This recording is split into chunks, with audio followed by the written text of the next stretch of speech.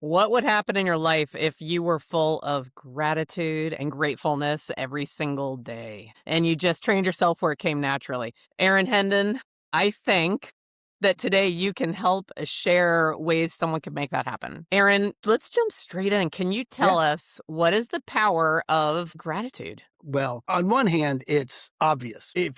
There's a level at which it's intuitive, maybe not obvious, but the level at which it's intuitive that, those moments you hold your newborn, or there's a great sunset, or you just closed a deal, or, he asked or she said yes, or those moments that take you away into life as a gift. And what's better than that? So if you look at it from there, you could ask the question, well, when wouldn't I like that present? And the answer would be never. I would like to live in that space all the time. So just from there, it would always make a difference. But when we talk about getting to gratitude, like how, you can, and I don't think it's possible to live in that space all the time. I don't think the human experience is one of that. I don't think it would be necessarily even enjoyable. Like you need the No. contrast. Yeah. Right.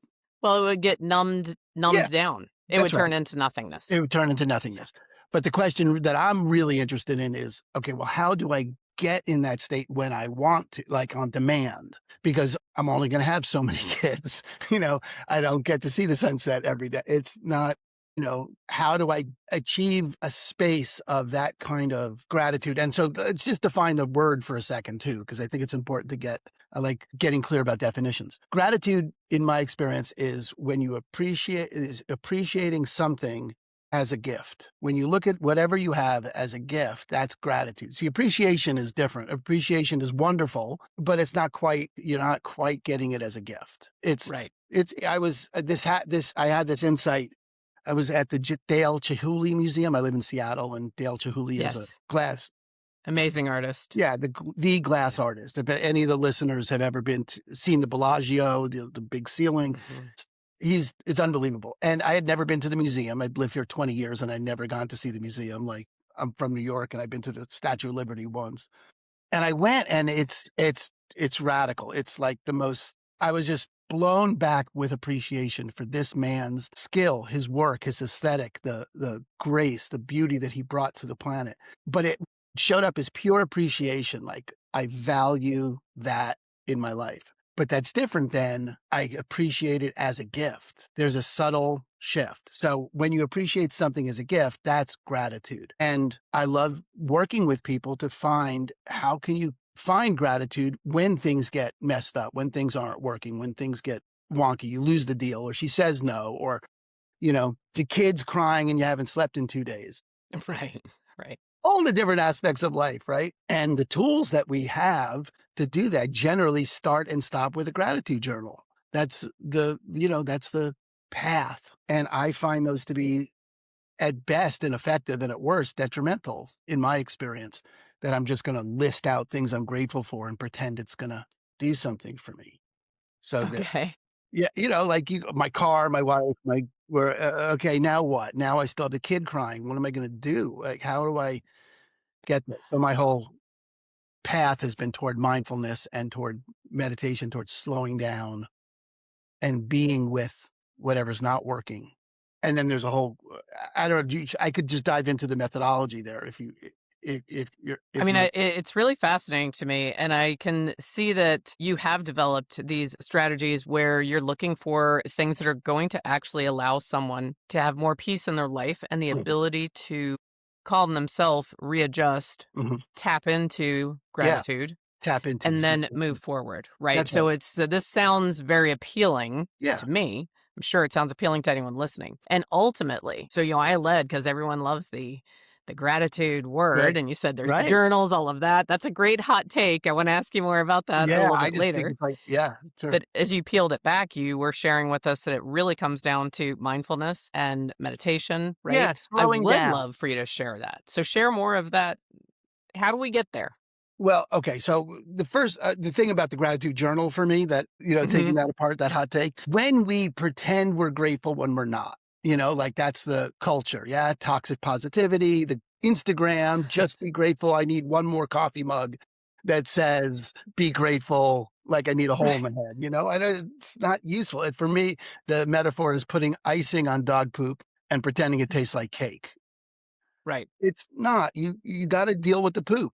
You've got to deal with that. The poop is still there. It's still there. I Yeah. mean, that client really did blow you off, or the Mhm. kid really is crying, or she really did say no, or whatever is happening. And if you don't find a way to hold that in an empowering way, you can't get to authentic gratitude. But if you can hold that, you can. And it's learning how to hold that mess. And there's a quote I use in my book that sort of sums it up. It's a Francis Weller. He says, "All you want, if you ever want to get a return email, here's a trick for anyone. Get a return email, put a typo in it. They will There you you will go. get responses to your emails." He says, "The work of the mature adult is to hold gratitude in one hand and grief in the other, and to be stretched large by them." The quote goes on longer. He says more about it, but that's, for me, that really sums it up. Can you hold the grief in one hand and the gratitude in the other? Can you stop pretending that the grief is going to go away or that it needs to go away before you get gratitude? Can you just get that life is going to include hard things and there's nothing wrong with that? There's nothing to resist about that. If someone passes and you're upset and you're crying or something horrible happens in your life, then that happened. You don't have to pretend it didn't happen to be grateful, and you don't have to pretend you're not upset or that you're not despondent. Or so the mindfulness, the meditation, the slowing down is really slowing down. I have it broken down into awareness, allowance, acceptance, and then comes appreciation, and then comes an attitude of gratitude. I have 5 A's. I needed the last one to be an A. I had 4 A's and a G, and I was like, what am I going to do with that? You Um, couldn't have that. That would have been no, exactly right. Yes, yes, Bridget. That's what I very have. Monty It Python-esque. You is cannot have very that. Monty Python, the cave. Oh my God, I love you. That is, oh my God, this is now my favorite podcast ever. Yeah. So awareness, allowance, and acceptance are really the 3 hardest things for people to, or the things that are to practice. So awareness is just noticing, okay, I am upset. This is upsetting, just a sales context. I got a text from a client that I had worked for about 6 or 8 months. And it was one of those, we're going to go in another direction. Mhm. $5 million worth of biz. Mhm. We're going to go in another direction. That's upsetting. Right. It's just upsetting. It's not, I don't have anything to be grateful for in that moment. I'm just hurt. I'm furious, scared. I mean, on one level, we bank that money, like Right. we Right. count that money's coming and now it's not coming. So it's like I lost money. And any behavioral economist will tell you we weight losses twice as heavily as we weight potential gains. Wins. Yeah. Mhm. So that's losing way more than I was going to. So anyway, the awareness of, okay, I am upset. And is it upset? Is it fear? Is it disappointment? Is it what are the elements? What's really here? And you've got to take time to sit with that. And, we don't like to sit with hard things. It's not, that's why we have scrolling and why we have liquor and weed and, all the other things that can distract us or numb us to things that are unpleasant. And so to just sit with it and not figure out, but experience, where in my body do I feel it? What does it feel like? It's in my chest. It's dark. It's heavy. Like what's the experience of it? Like just sitting in the experience of it, awareness. This is what's happening. This is what's going on. Right. And then allowing, okay, I'm not going to fight reality. That happened, right? I don't have to pretend it didn't, and I don't have to make it wrong that it happened. I said what I said. They said what they said. That's the way that went. That's the way that is right now. I have a little mantra. This is the way things have come to be for me so far. This is the way things have come to be. This is the way things have come to be for me so far. If you went, and that takes something. You've got to practice that. That's what practice is. That's what sitting is. That's what meditation is. It's just practice. It's just, okay, I'm going to take some time and okay, this is how, so I'm going to allow it. It doesn't mean I agree with it. Doesn't mean I'm happy about it, but it did happen. So I'm going to allow it to be there, because what's the alternative, Right. right? That you got to Well, drink. That's, yeah. Right. and then acceptance. And this is probably the hardest one for people because we conflate acceptance and agreement. And it's and so Zen and meditation and this whole Eastern thought is full of paradoxes. And one of the paradoxes is there's nothing you can do until you can accept the unacceptable. And that takes some, and a paradox is a little place where we discover that language is insufficient to paint an accurate picture of reality. Because I say, Right. accept the unacceptable, and you're like, well, that doesn't make any sense, except if you sit with it, you get the experience of it, and then you could do something with it. And what I mean by accept the unacceptable is I don't mean you agree with it. I don't mean you champion it, or even that but you can't change it. You can't do anything with it until you accept that it's there. The metaphor I use in the book is you had a dirty jacket and you brought it to the dry cleaner. They might allow you into the store, but it's not getting clean till they accept the jacket. Yes. So they have to accept it. They have to take it in. They have to get, okay, this is how this is. I accept that. And part of it could be you accept responsibility, not like you did something, not like you're to blame, but like, I can do something about this. I accept that this is happening and that I'm here. And I also accept that I have the power to say something else about this. Plenty of things in our world that could use our difference making ability, but we can't make a difference with it if we don't accept that it happened. Accept. Right. Accept it. Like I accept this challenge. You could look at it like I accept that this is here now. And that just takes practice. That's a mindfulness practice of working with the issue until you actually accept it. And when you accept it, there's no judgment about it. There's no resistance about it. You're not pretending it shouldn't have happened. You're not making it wrong that it happened. It's raining. It's raining. That's how it is. It's raining. What are you going to do? You could put on a jacket. Yeah. If you live any place but Seattle, you get an umbrella. Right. Yeah. And you move about your day because you accept that it's raining. You're not like, well, it Right. shouldn't be raining. You're not a Right. 6-year-old that your birthday party got rained out. You have a capacity to be with it. And when you do fully accept it, you can't cheat. And this is why gratitude journals, I think, are cheating because they start with gratitude. They don't give you the time to move through awareness, allowance, and acceptance. And so you're trying to get right to gratitude. But once you really do have all that there, and it is the way it is, and it's not the way it's not, and you really are comfortable, in that space of acknowledging it is how it is and it's not how it's not. Appreciation and gratitude just show up. They really, like, you let go of you hold a cork underwater and you let go and it pops up. When you really accept the thing, you can begin to notice things you do appreciate about it. Like, even if you just appreciate your own strength and your capacity to sit with it, Right.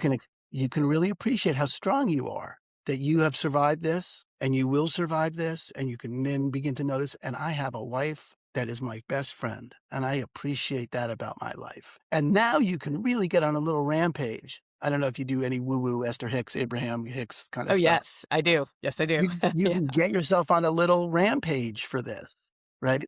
And begin to get all the different things you appreciate, which doesn't diminish $5 million of business just walked out the door and you That's are upset about it. correct.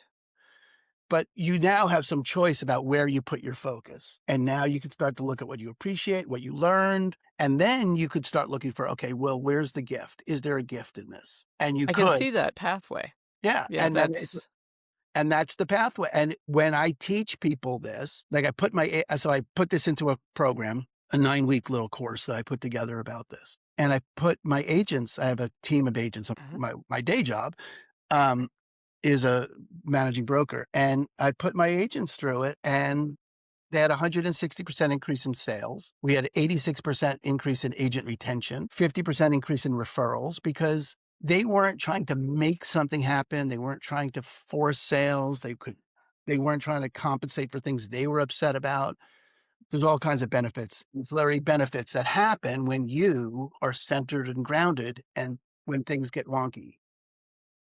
And yes, that's what I love about your show is that that's all you got is like that's all we're talking about. the inner game. Well, in our chosen industry of real estate, that is critical. And I believe that those of us who have made it decades in our industry learned they may have taken a different path, they might have had different strategies, but they learned that what you just described, they would keep their emotions between the lines, their wits about them, so to speak, Mhm. and they were able to be present and calm when there was chaos, drama, contract issues, all of that. And we are most of the ones that have made it decades in, that's a common trait that we share. Mhm. So you are really, I think that's fantastic you have that with your team and your agents, that you're giving them that gift. If it's okay with you, I wanted to talk about acceptance a little bit more. I had a few Sure. questions for you on that.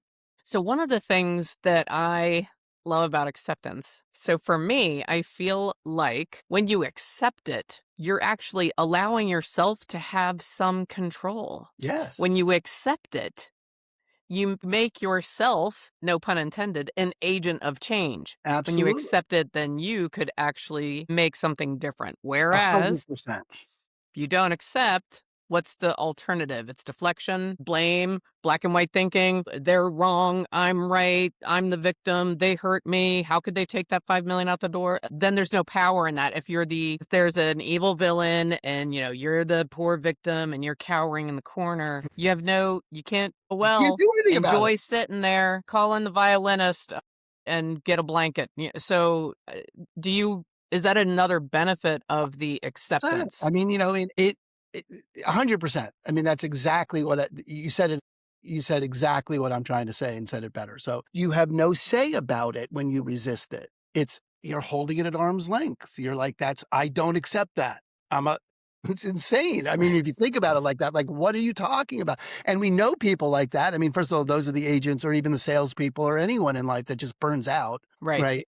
They flame out because where any salesperson is in a business where it's 90% no. If you're really good, it's right. 90% no, really the best or no. So how do you handle and and then if it's always about them, what are you going to do about You them? can't change anything. Right. It's like it's insanity. That's complete madness. So yeah, there's nothing. You said it perfectly. You said it exactly the way I would like to have said it. I feel like a lot of people get close. They do what I would guess we could call conditional acceptance. I can't believe they did that to me and Yes. they're wrong because of X, Y, and Z, but I'll accept it. I have no choice. I'm going to Right. have to move That's on. called being Right. resigned. That's not accepting it. Yeah. Okay. There you go. That's That's being resignation, yeah, not that's resignation. I'm acceptance. resigning Yeah. myself to that's the way it is. Fine. Okay. I mean, you could do that too, but that's again, no access to gratitude. And when Right. then I'm going to write I accept it. And now, but really, I'm going to what? Now you're putting icing on dog poop.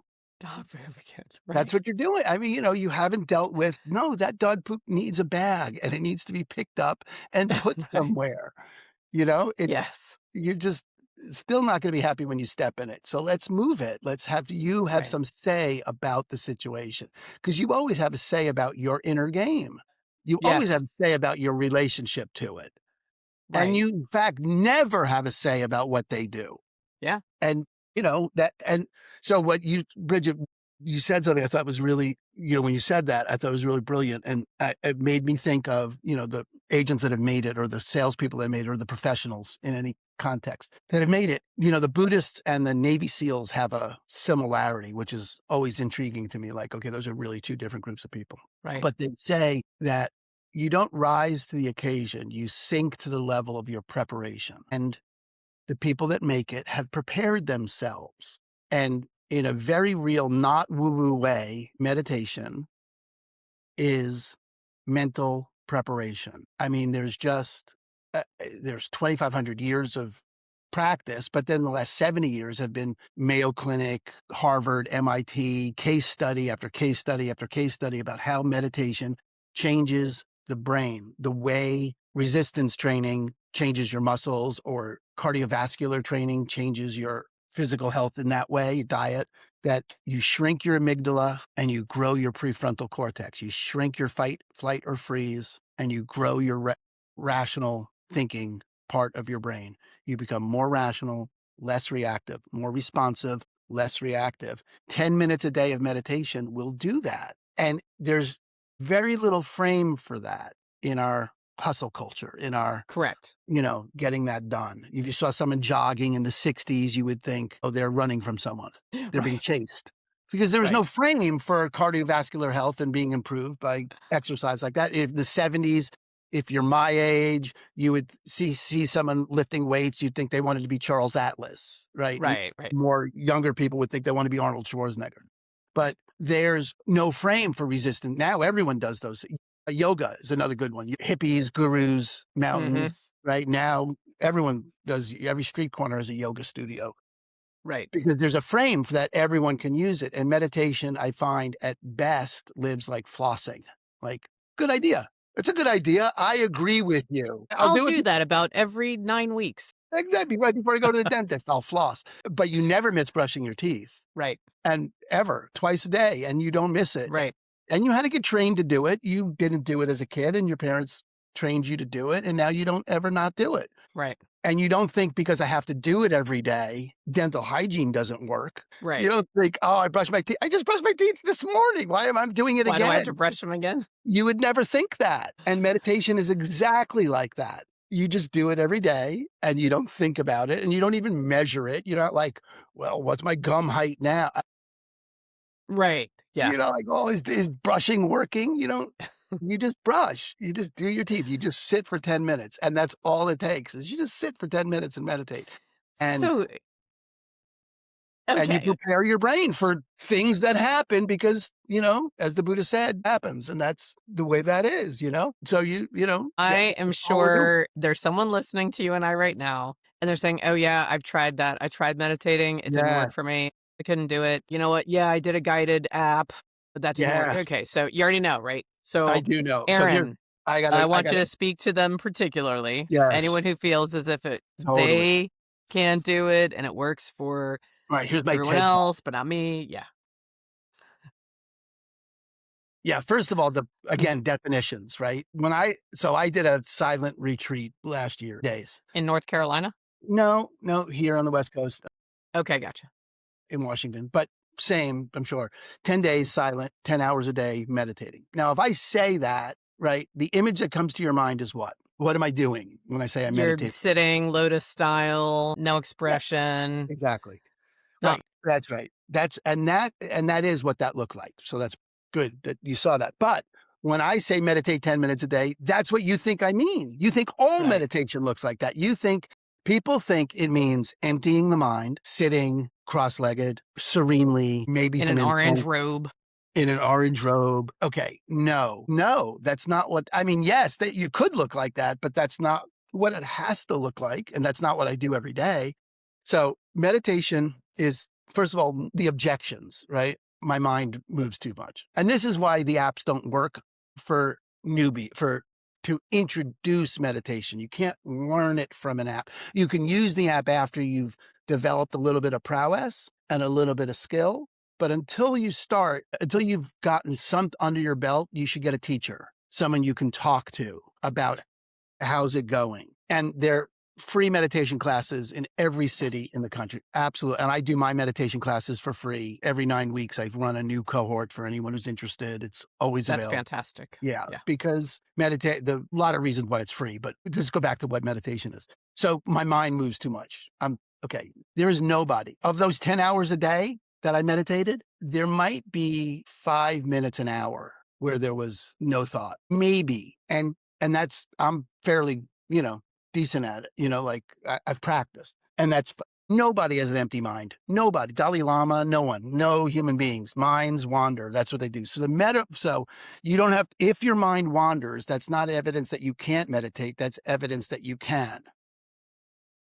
The metaphor that I found most useful for my students is this. If you were going to train a puppy, you like puppies? I love puppies. Okay, right. So who doesn't love puppies? A little puppy, and you put the puppy in a box, and you want to train the puppy to stay in the box. The puppy's job is to get out of the box, right? That's Right. what a puppy does. It's not a cat. A cat's job is to get into the box and That's right. hit you if you try and get it out of the box. His job is to get out of the box. So the puppy gets out of the box. You pick the puppy up, you scruff it on its neck. You think, oh, this is the cutest puppy, and you put it back in the box. You don't yell at the puppy. You don't scold the puppy. You don't pretend the puppy did something wrong. You just pick the puppy up and put it back in the box. Your mind wanders. Oh, there's a thought. I'm going to put the puppy back in the box. Oh, my mind wandered. I'm going to put the puppy. And you can't train the puppy to stay in the box if it doesn't try to get out.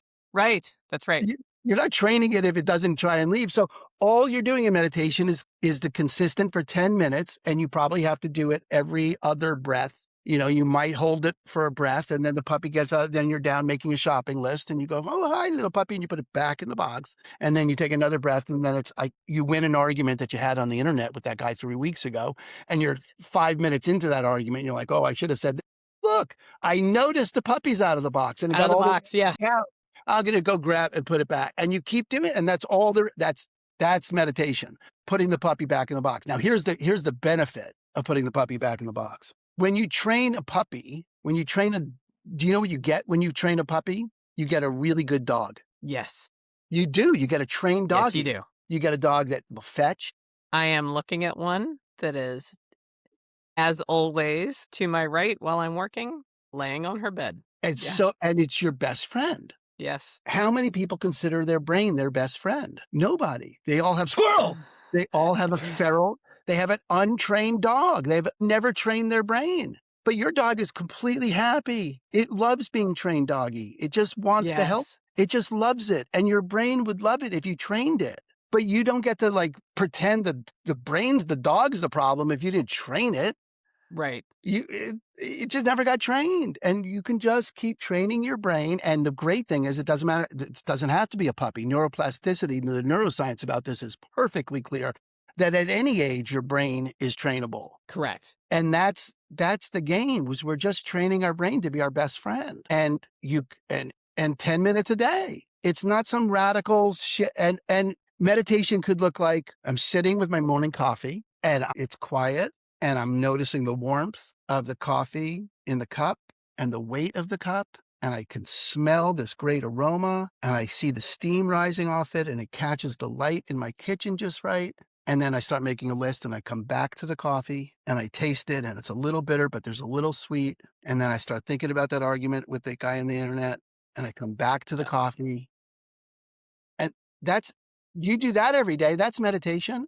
That'll work. Aaron, I don't know if you have been following me with a camera, but what you just did is 90% of my morning visualization that I do. I do a visualization walking into my kitchen. I'm in my robe. The coffee is brewing. I smell it, the mug, looking out the window, seeing a bird, the sky, drinking it. But that's meditation. That counts. Yes, it is. Yeah. It's That part of counts. it. Yeah. Yeah, that's one way to do it. Now, there's an advantage to closing your eyes and sitting for 10 minutes. There's other things that get developed, but it's not that you can't. Well, I have a Okay? question for you Yeah. because I know you have way more experience and knowledge around this, and I really would love your advice. So, one of the things that I do as a practice is, regardless of the weather, I am outside 10 minutes every day Great. without electronics, and I am out there for 10 minutes. And that is what I would consider to be more of my meditation. Great. However, while I'm doing that, I still am observing, Mhm. but I'm observing with appreciation what's around me. So I may Great. be observing the hummingbird in the tree, the leaves, the Fabulous. sky, the clouds. But my intention is that I am off grid, I am disconnected, and I am not doing or being anything other than present in my own skin for those 10 minutes. That's meditation. It's that line between so mindfulness and meditation are different. That's fully mindful. That's 100% a mindful experience. And it's meditative to the degree that it's an intentional practice of bringing yourself back. It's not an eyes closed breath meditation. And like I Correct. said, That's right. That's right. there are advantages. So the way I look at it, mindfulness is, look, no one goes to the gym to get good at lifting round, heavy circles, Correct. right? No one's like, that's the idea here, is that I'm going to get really skilled at lifting this heavy thing off the ground. There are people that are Olympic lifters and they do that. Right. Okay. But for the most part, we don't go to the gym to get skilled at the lifting heavy thing part. We go to the gym so that the lifting the heavy thing lets us lift our grandkids when we get older. Right. And has us be able to get out of bed or look a particular way for someone. Mindfulness is the lifestyle. Mindfulness is what we meditate for, so that we may be available in the present for the gifts that life has to present us. The hummingbird, the way the light hits the tree. But any kind of opportunity you take to bring yourself into the present. So the definition of mindfulness is paying attention on purpose in the present without judgment, just observing. Anytime you do that, you're exercising the muscles that are shrinking your amygdala and increasing your prefrontal cortex. Going to the gym increases your muscle mass quicker than walking, or running would Whatever, increase it right. more. It's not that walking is ineffective. It's just there's an advantage to walk. There's an meditative, in a more traditional meditative state, but it's not the point. There's no award like there's for Olympic weightlifting. There's no award for being Right. a good meditator. So you could accelerate the benefits and expand them by learning to meditate in a more closed eyes traditional methodology. But for sure, and outside in nature, huge, huge advantages. That's huge for me. It's Yeah. huge. It's huge for the interstate. It's absolutely connecting to the earth in that way, connecting to nature. And there's, again, both woo woo and science behind this. This is, and the more you get into the science, the closer you get to the woo woo. So, Correct. there's no, I fly my flag deep into the woo woo woods. Yes.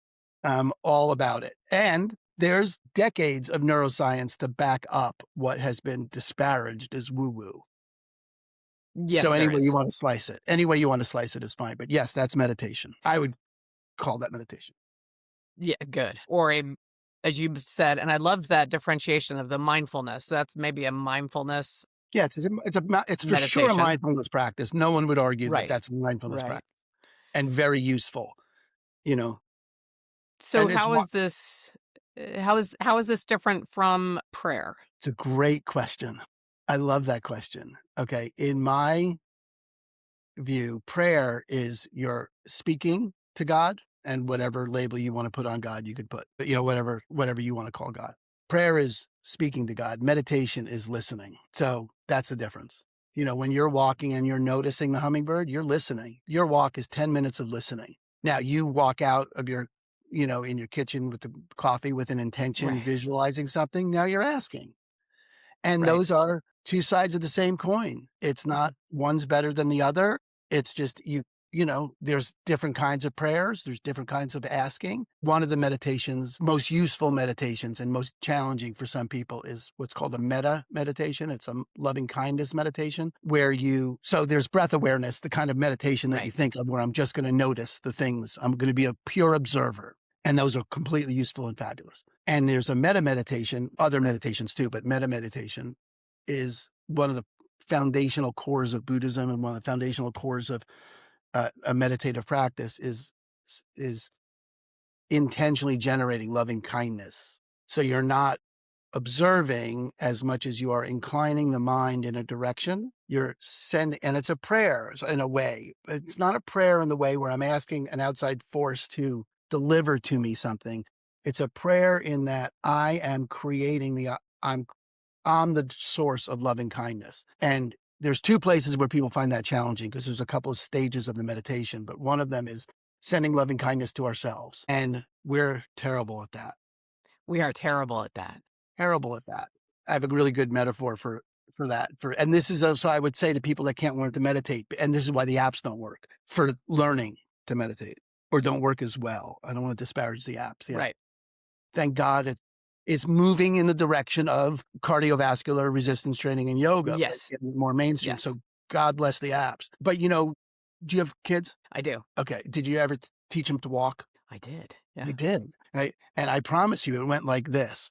And even if those listening don't have kids, I'm sorry, my son just wanted to know if he could take the truck. Even if you don't have kids, you learn to walk this way. Every time you stood up on your chubby little legs, every time your child stood up on their chubby little legs, you cheered. Mm-hmm. If they fell forward, you said, "You're walking." Mm-hmm. They weren't they fell, Right. but you cheered every time. Every time you were nothing but encouraging. You never, ever, ever said a disparaging word to them, Right. ever, about walking. It was every attempt was met with celebration. I've yet to meet the adult that has 1/100th of that grace for themselves when they're learning to do something new. Every time you sit to meditate, every time you think about meditation, you should celebrate. Every time you think I should meditate, that's worthy of a celebration. That's how you learn to walk. Every time you try, fall down, Every you still celebrate it. You tried. every time is worth a Every celebration. attempt. So loving Yeah. kindness for ourselves. There is no downside to kindness. There is never a time where kindness is going to backfire. Never. There's Right. no downside to being kind to yourself. So sending kindness to ourselves is a place people get hung up, worth practicing. And then sending kindness to people we disagree with is another one where we're like, yeah, but not that guy. And so this is you said you don't want to talk about politics, which is great, no problem. I'm just gonna use a Ram Dass story where it's Mhm. old. It Mhm. doesn't really apply. But he was saying that on his little altar, Ram Dass is, for those who don't know, is 1960s guru bringing meditation into the West, one of the people that's responsible for bringing meditation and that conversation into the West. And he has on his little altar, he's got pictures of his guru and he's got pictures of the Buddha and he's got a picture of Caspar Weinberger. He's sharing the story. He's got a picture of Caspar Weinberger. And he's like, because that's someone who I just can't, that's Right. my work, is to get myself That's this, right. this of loving kindness for this guy. And Yes. that's our work. That is That's our work. our work. It's got other, because then this all goes back to acceptance and allowance. They are that way. What am I going to do? Am I going to be a loving, kind person, or am I going to be a conditionally loving, kind person? Right. Am I going to be loving kindness, accept, and which is almost always the thing we resent that person for. It's That's almost exactly right. always the problem that we have with them is that they're not kind enough, or they starts Well, here. circling back to your use of paradox, I mean, Yes, that is the current state of much of society right now, that 100%, paradoxical situation. 100%. What you're describing is one of the potential pathways to move out of the current state that That's why I've we're become a in, at least meditation in the US. I evangelist. know we have some international listeners, but it 100%. could really Nothing is help. going to get resolved from inside of it's their fault. Correct. Nothing is going to happen. And this Right. happens to be getting worse. Right. And Yeah, and if you moved that over to one finger on each hand, that's even more of an accurate, like, exactly, yeah, right? it And this is just where acceptance becomes, if we don't accept what we think is unacceptable, it doesn't mean you think that's acceptable. that's right. You don't have to think that the behavior of that person is Right. acceptable for you to generate loving kindness in their direction. In their direction. Because You it's just a don't. gift you give back to yourself. It is So 100%. I don't mean, similar to when you forgive, the biggest receiver of the gift is yourself, The Buddha said right? resentment is you drink poison Hoping and someone you are else waiting dies. and you're waiting for them to die. You're living a Yeah. resentful life. Never makes sense. Never going to work. Well, Aaron, I have another question because I want your expertise and your Sure. insight on this. And I forgot to let everyone know you have a book coming out in this year that I Yeah. want to talk about as well. But let me ask you this. This ties in a little bit with the gratitude journal. So, from what I know of the gratitude journals or the gratitude list, or start every day writing down 3 things that you're grateful for, the I believe that is one of the approaches or strategies of they're attempting to displace Yes. negativity Yes. by allowing in, some gratefulness, and Yes. that you're going to mm, focus on that. But we agree, you and I agree, there's issues because are you just trying to pretend like the elephant's not there? The elephant's still there. The dog poop. Right. I love that. The great analogy because if you don't clean the dog poop out of the yard, it just accumulates and then you fall over and what do you fall in? Right. So I understand that. I want to tie a little bit to affirmations because I feel like Mm. affirmations can have a bit of a similar strategizing. Yes. Although with the brain, it's different because when you affirm a statement, you're creating a new neural pathway in your brain that will eventually, over time, gain strength. That's another muscle Hmm. that you can build. So I Yep. know I don't believe you're going to say, yeah, affirmations, just like gratitude journal, though you might. I don't mean to ask a leading question. Nope. It's fine. Someone needs to go, I object. That's a leading, right. I got it. How do you feel about affirmations and Mm. how do you believe they can play a part in the entire mindfulness and meditative approach that you're recommending Yeah. for this mind strengthening? One of the ways I got into all of this as a younger man was through Louise Hay. Mhm. And I don't know anyone who doesn't have, what is it? You can heal your life. You can heal your life. Yeah. I don't know anyone who doesn't have that book. It's the best. So I'm a big affirmation guy. I have no, Okay, good. she's the OG, right? Yes. Yes, she Of is. affirmations. And it has a potential, it's the same potential pitfall. that if you are not, this is the way things have, if you're not accepting, this is the way things have come to be for me so far, then there's a difference between displacing and holding both. Right. And the rub is this, whatever this is, this injury in my back, okay, which is, lack of support, lack of financial support. My back goes out all the time. So Louise Hay's direction of, okay, well, what's the conversation you're having with yourself that's causing this physical ailment? Now I'm going to say something else. It still can't devolve into, and the default is going to be for it to devolve into, that's not happening. This is what I want to have happen. I'm just going to focus, it becomes toxic positivity in a second, or spiritual bypassing. Either way, it's Right. gross when you run into people like that. How are you? It's all good. No, it's never all good. That's insanity. There's no human life that's all good. It's just not the way that works. And you can take the parts that you're saying are not good and getting those are the way those are. I'm not happy about those. Those don't bring me joy, but they exist. This is the way my back feels right now. And practicing, accepting that's the way that is, which doesn't mean it's not acquiescence. But so I think so absolutely a great tool. I use visualization. I'm very big on vibrating at the level. I do a free every morning. I do a gratitude meditation that's, streamed on Facebook and Hmm. LinkedIn and everything. And it's so that I can start my day vibrating at the level of the frequency of gratitude, because I'm clear that as you vibrate, things show up for you at that vibration. If we wanted to get into the woo-woo of it. Right. But so, yeah, I'm totally down with affirmations as long as you're not pretending that that's going to carry they're not, I don't think that the load bearing phenomena in the transformation of that situation, telling the Right. truth about how it is for you is the load bearing phenomenon in that, and ceasing to resist how including I'm upset, including my back, including I made up a story. I have no financial Right. foundation, right? Whatever it is, whatever Louise Hay thing is. I did that. I said that. Yes, I'm a big proponent, and it's gotta be responsible for the whole world of it versus, salt is a good metaphor, right? Like a little bit of salt, fantastic. Really terrible if you don't have any salt. Too much salt ruins it, Right. right? So it's all a dance. Yeah. And it can be different for different people. Different people, different circumstances, different days, different same Yeah. person, different circumstance. It's all a dance. It's all about It's all awareness. a It's about dance. being present. It's just what's needed here, what would make a difference, what's happening. And this is where learning to listen comes in. If it's all prayer, if it's all outward, you don't get to hear what's the opening. Early on in our conversation, you mentioned that when you're learning these, because they're habits, techniques, they're tools, they're actual tools. I hope people know that you can learn and incorporate in your life. You mentioned having someone to train you. Mm, And I couldn't agree more. And I feel that if you have that support, you can create this wardrobe, so to speak, or almost like a tool kit where you have affirmations. You have all the seasonings in there. You can adjust as needed for what you're yes. facing and what's happening. And you can pull that resource out. Like you said, wouldn't it be wonderful if you're in a situation, if you knew how to calm yourself, stop, have a That's process, it.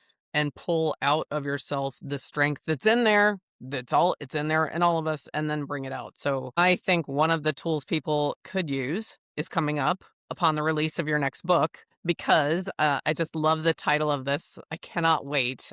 I'm going to put myself on alert so I can see right when it's Mm, available. How to Live a Grateful Life in an Effed Up World. yep. Yeah, And it's that's So the book is actually the manual that goes with the cohort, and I just put it together as a separate book, a standalone book. I added enough context to the book, but it really, that training that I said I did for my yes. agents, Yeah. training that I did, that I do. The next one starts April 15th, and I run them 3 or 4 times, probably 4 times a year, 5 times a year. They're 9 weeks long, and again, it's pay what you want, sliding scale. No one's ever turned away, scholarship options, infinite, just anything, no upsells, no like, hey, there's a certification, none of that. It's just the work itself is priceless. So my putting a price on it would be make it not priceless. You got to put a Right. price on it. You say Right. what it's worth. So yeah, it's full of tools and techniques and practices, and it's a guided path. The book has a QR code and you download the meditations, or you get access to the meditations. So it's 9 weeks, and each week is a different meditation. So you're practicing different cuts at it. And then they're included in there are other tools you can use, before a listing appointment. What am I going to, just if you wanted a example is the mind time travels. Mind is either always in the past or in the future. You have to do a lot of work to get it in the present. Mostly it's worried or Sitting outside for 10 minutes a day. yeah, it's right, exactly. But That's that's part an of how I intentional, stay that's present. your Yes. intentional practice. Yes. But that's intentional, right? And Right. you could do that. That's a great practice. 10 minutes a day outside, and the intention is to notice something you haven't noticed before. Every day when you're brushing your teeth and you're looking yourself in the mirror, see if you can notice something on your face that you've never noticed before. That's a practice. Before a listing appointment, I tell my people, because the mind always time travels, the body does not.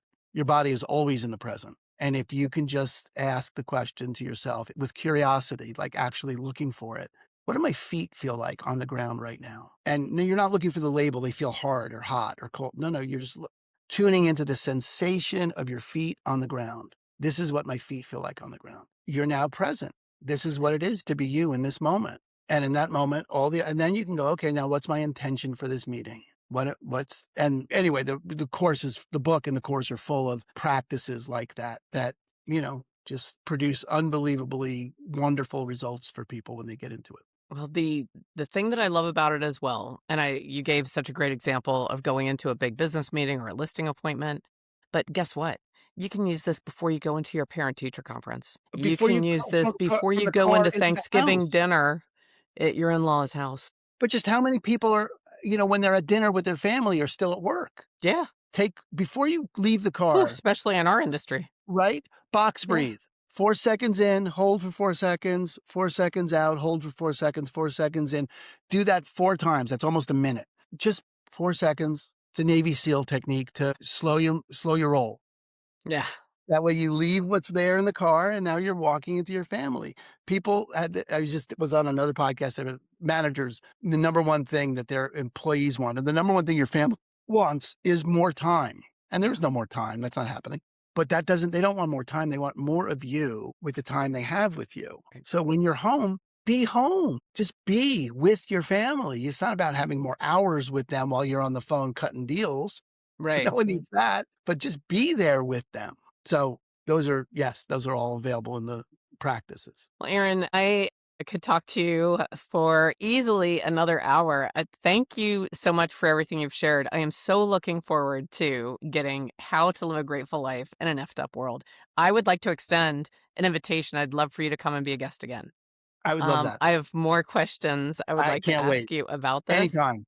This is a delight, Bridget. And the work you do with people, that there's a conversation in the public, more public, for the inner game, for the inner estate, for people being present. That's my calling. So I'm with you anytime. And I'd also love to come and attend one of your live streams. So I'm going to go, Right. all of Aaron's information is going to be anywhere you're consuming this podcast. So you can go in the comments and you can find Aaron, aaronhendon.com. And I'm going to look for your live stream as well. And I can't wait to participate. So thank you so much for being our guest. Thank you for and having if you're me. listening to this episode, I hope you come back for the next. Have a great day.